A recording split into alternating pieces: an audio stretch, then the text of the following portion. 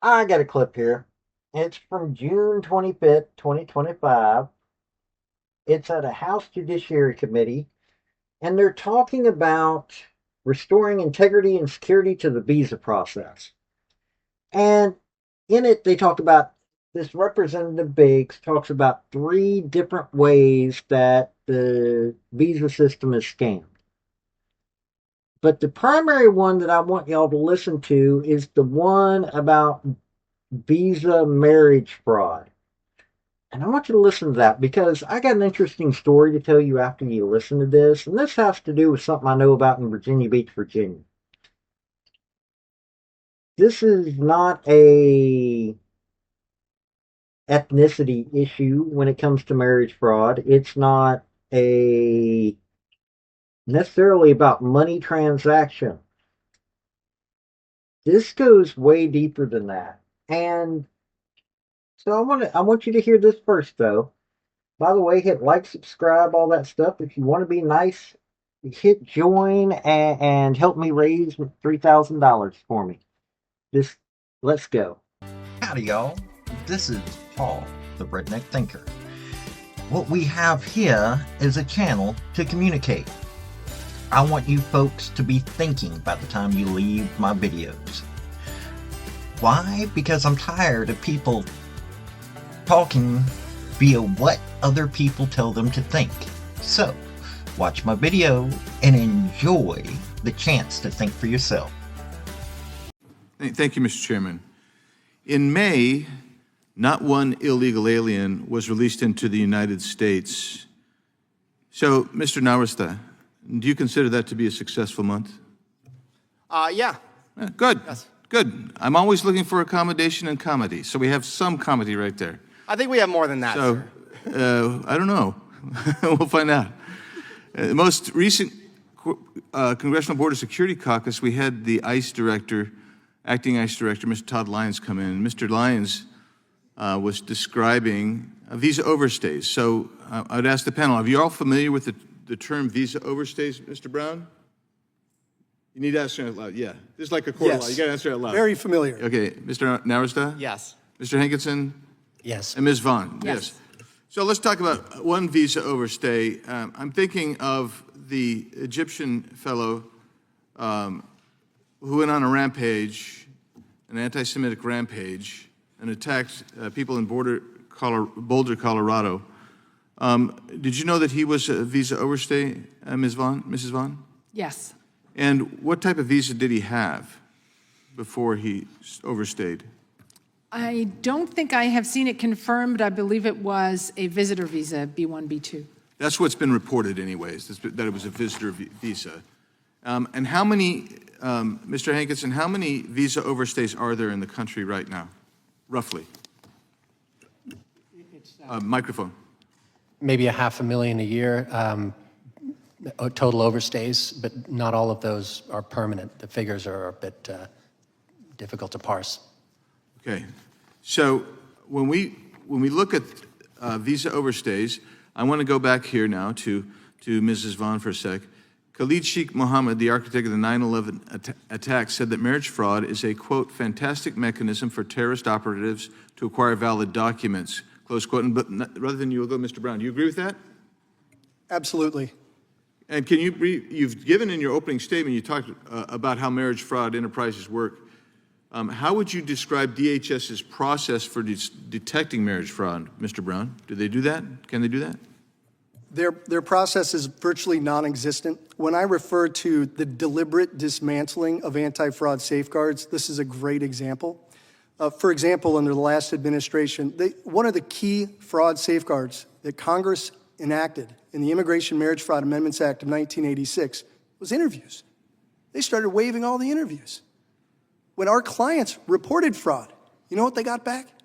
Silence, nothing. Yeah. And I want to make this point. We have obtained internal data from USCIS. And from 2016 to 2019, a little subset, you know what their fraud denial rate was for the marriage-based cases? 0%, rounded to the nearest whole number. This is not accidental. Something is deeply, deeply wrong with our immigration system, and there's a lot of innocent Americans who are suffering. Thank you for that. Mr. Hankinson, what's the process like for vetting student visa applicants? Well, it's as good as we can make it. The interviews take just a couple of minutes, and most of the information that they provide can't be immediately verified. So we probably get it right most of the time. So we have the acting ICE director told us the other day that in re-looking at some of these student visas, they had a student from China who was entering his 13th year of a baccalaureate degree program for a bachelor's degree. That seems, I don't know. I've put kids through college, and thank goodness none of them ever took 13 years to get through college.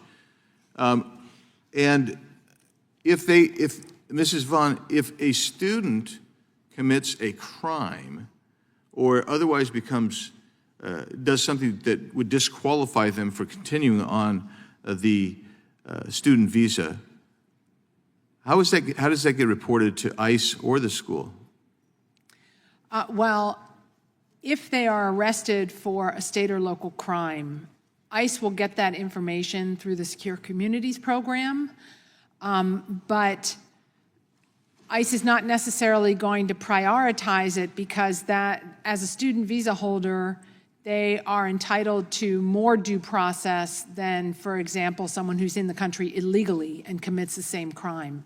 So what the director told us is that it's not often that they're notified, and the school is rarely notified as well. Yeah, the school wouldn't necessarily be notified. So as my time expires, I would point out to my committee members that there's been some suggestions by Mr. Brown, Mr. Hankins, and Mrs. Vaughn on some ways to fix the visa system. I think it's worth reviewing. And then I've got a couple of unanimous consents. This one's called What We Know About the Visa Obtained by an Egyptian Man Who Injured a Dozen People in Colorado. Another one by Mr. Hankinson, actually. Commentary on the borders, on border security, and then a letter that we sent to Secretary Mayorkas just a few months ago asking for information about marriage fraud with regard to visa status. Without objection. Thank you. I told y'all after that I would tell y'all a story about this whole marriage visa fraud thing. So about,